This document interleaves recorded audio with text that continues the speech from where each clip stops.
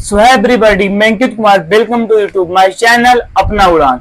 आज की इस वीडियो में हम वक्रता त्रिज्या और फोकस दूरी में संबंध के बारे में जानेंगे। देखो, तो यहाँ पर हमारा जो हेडिंग रहेगा वक्रता त्रिज्या और फोकस दूरी में संबंध। क्या रहेगा? वक्रता त्रिज्या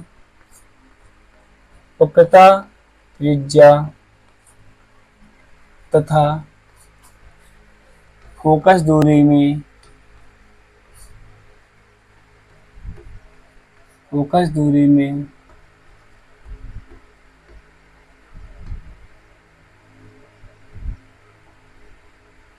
संबंध।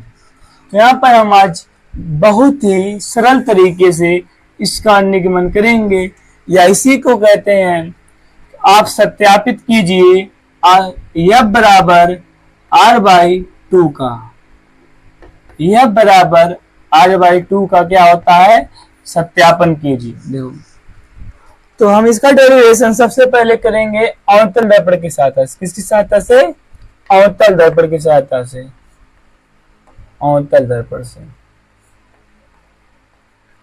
ये आपका बहुत ही आसान तरीके का वीडियो है। देखो, सबसे पहले इसके लिए हमको चाहिए एक दर्पण। एक आपका कौन सा दर्पण है? अवतल दर्पण है।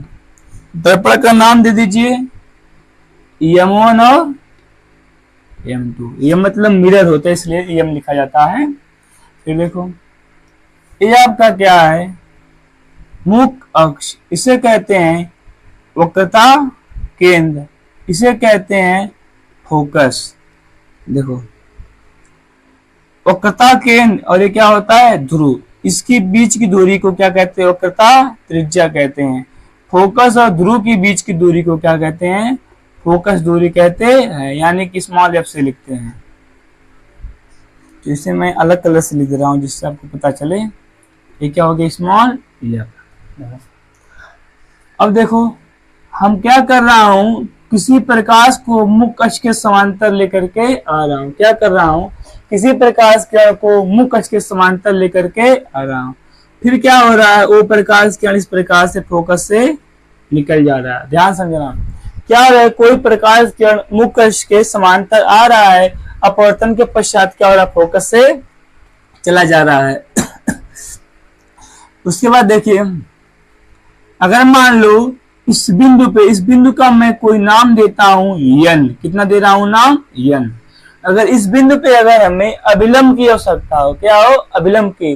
तो अगर देखो, अगर आपके पास कोई एक गोला है, अगर आपको किसी भी पॉइंट पर विलंब चाहिए तो आप क्या करते हो? जिस गोले का केंद्र है, क्या करोगे? आप गोले के केंद्र को उस बिंदु को मिला दोगे, तो आपको क्या मिल जाएगा? अभिलंब मिल जाएगा। इसी प्रकार से हमको पता है ये जिस गोले का भाग है उसका केंद्र कौन है? C। तो अगर हमें अभिलंब चाहिए तो क्या करेंगे? n को C से मिला देंगे। ये क्या बन जाएगा? अभिलंब। ये हमारे पास क्या है? अभिलंब है। देखो, यदि मैं मान रहा हूं प्रकाश किरण कितने कोण से आ रहा है? थीटा कोण से। कितने कोण से आ रहा है? थीटा कोण से। तो ये कितने कोण से आएगा? थीटा कोण से। क्यों ऐसा हो रहा है? परावर्तन के नियम से। देखो, ये हमारा क्या है? अभिलंब है। क्या होता है? जब प्रकाश किरण अभिलंब पर जितना कोण पर आता है उतने ही कोण से क्या होता है? चला जाता है।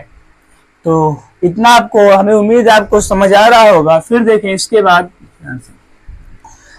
अगर इस किरण का मान लो मैं नाम दूं P नहीं रख रहा हूं, कुछ और रख रहा हूं, A रख रहा हूं। क्या नाम रख रहा हूं? A। इसको नाम दे दो B। देखो, क्या है? आपतित प्रकाश किरण कौन है? AB। क्या है? AB। देखो, कितने कोण से आ रही है? थीटा कोण से। कितने कोण से आ रही है? थीटा कोण से। ध्यान दो उसके बाद। अच्छा देखो, अगर हम बात करें इसमें एक छोटी सी आकृति के बारे में, ABC। ध्यान देना, ABC। तो यहाँ पर क्या बन रहा है? ध्यान दो, A से लेकर B तक, यहाँ तक, फिर B से C यहाँ तक। इस बिंदु का क्या नाम है? P। अगर हम देखें A वाला कोण इस वाले कोण के क्या होगा? बराबर होगा। इस वाले कोण के क्या होगा? बराबर होगा। अगर ये थीटा है तो ये भी क्या होगा? थीटा होगा। ऐसा क्यों हो रहा है? ऐसा इसलिए हो रहा है क्योंकि एकांतर कोण से, किसके नियम से, एकांतर कोण से। आपको पता होगा जब जब जड़ वाली आकृति बनती है तो ये वाला कोण इस वाले कोण के बराबर होता है, इसे क्या कहते हैं, एकांतर कोण कहते हैं। फिर देखो इसी प्रकार अगर हम इस आकृति के बारे में बात करें ए बी एफ पी, देखो ए बी एफ पी, ध्यान दो जो आपका ए वाला कोण बन रहा है, ध्यान दो ए वाला कोण क्या होगा, इस पूरे कोण के बराबर होगा, क्या होगा, पूरे कोण के बराबर है। तो ये पूरा कोण कितना हो जाएगा, 2 थीटा, कितना हो जाएगा, 2 थीटा। ध्यान दो क्यों ऐसा, देखो ए थीटा, ए भी कितना है, थीटा, तो कुल मिला के कितना हो गया, 2 थीटा। ए वाला कोण इस वाले कोण के क्या होगा, बराबर होगा, क्या होगा, एकांतर कोण से होगा। चलिए इसी को हम लिखते हैं। सबसे पहले क्या लिख रहा हूं, कोण जो कोण हमारा है कोण ए बी, ध्यान दो कोण ए बी सी, कोण ए बी सी बराबर है किसके, को देखो बराबर किसके है, कोण, ध्यान दो कोण सी बी एफ के, कोण सी बी एफ के, किसके नियम से, परावर्तन के नियम से, परावर्तन के नियम से। देखो फिर से समझो, ए वाला कोण, कोण ए बी सी, कौन कोण आया, थीटा कोण, ए वाला कोण इस वाले कोण के, किस कोण के, देखो सी बी एफ, इसके बीच कोण कौन आया, ए वाला कोण, ए क्या है, बराबर है किसके नियम से, परावर्तन के नियम से। फिर उसके बाद क्या है, कोण सी, ये कौन है, कोण सी बराबर किसके है, इस वाले कोण के, तो इसके भी लिखते हैं कोण ए बी सी, कोण ए बी सी, ये थीटा किसके बराबर है, कोण बी सी एफ के। देखो ए वाला कोण आपका है इस वाले कोण के बराबर है, एक किसके नियम से, एकांतर कोण के, किसके नियम से, एकांतर कोण से, एकांतर कोण से। फिर देखो ए वाला कोण हमारा क्या है, इस पूरे वाले कोण के, पूरे वाले कोण का नाम क्या है, ए बी एफ, पूरा कोण कौन है, ए बी एफ है, कोण ए बी एफ बराबर है किसके, कोण बी, कोण बी एफ, कोण बी एफ पी, कोण बी एफ पी के, ए भी किसके नियम से, एकांतर कोण के नियम से। अब क्या करते हैं, देखो ध्यान से, हम यहाँ पर एक छोटा सा क्या करते हैं, लंब डालते हैं, क्या डालते हैं, लंब डालते हैं। तो ये लंब में मान रहा हूं ये पी के बराबर ही है, ये क्या है, पी बिंदु पर ही क्या है, लंब है, क्या है, पी बिंदु पर ही लगभग लंब है।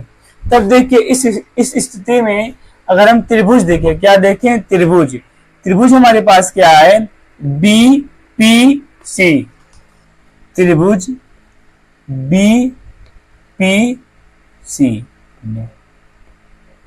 त्रिभुज बी पी सी में ये देखो लंब होगा तो कितना होगा, 90 डिग्री। अगर इसमें हम लगाएं tan थीटा, क्या लगाएं, tan थीटा बराबर क्या होता है, लंब बटे आधार, लंब बटे आधार। तो देखो त्रिभुज कौन है, बी पी सी, तो इसमें थीटा कितना आपका, थीटा है, कितना है, थीटा, tan थीटा।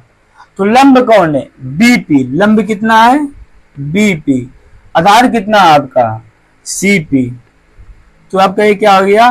फिर यहां पर देखिए, तो यहां पर हम केस लगाएंगे, यदि क्या हो, कोण छोटा हो, यदि क्या हो, कोण छोटा हो, यदि कोण सूक्ष्म हो, सूक्ष्म हो। जब कोण छोटा होता है, जो हमारा tan थीटा है लगभग क्या होता है, थीटा के बराबर होता है, तो यहां से क्या आ जाएगा, थीटा बराबर बीपी बटे सीपी, समीकरण नंबर 1। इसी प्रकार आप त्रिभुज बी पी एफ में देखिए, त्रिभुज बी पी एफ में, तो यहां पर भी हम लगाएंगे tan थीटा, क्या लगाएंगे, tan थीटा। Tan theta. यहाँ पर देखो थीटा के स्थान पे कितना है, टू थीटा, कितना है, टू थीटा। तो क्या होता है, लंब बटे आधार, लंब कितना है, बी पी, आधार कितना है, पी एफ है। इसमें भी अगर हम कोई सिस्टम लगाएं, यदि क्या हो कोण छोटा हो, यदि क्या हो कोण छोटा हो, लिख दे रहा हूं, यदि कोण छोटा हो तो क्या होता है आपका, टेन थीटा लगभग बराबर थीटा के। तो यहाँ पर क्या हो जाएगा, टू थीटा लगभग बराबर थीटा के, यानी कि पी क्या है, बी पी बटे पी एफ, समीकरण नंबर 2। अब देखो क्या करना आपको, समीकरण 2 में समीकरण 1 का मान रख दो। देखो समीकरण 1 क्या है, थीटा का मान निकल रहा है, इसी थीटा का मान इसमें उठाकर रख दो। देखो रखते हैं, समीकरण 2 में समीकरण 1 का मान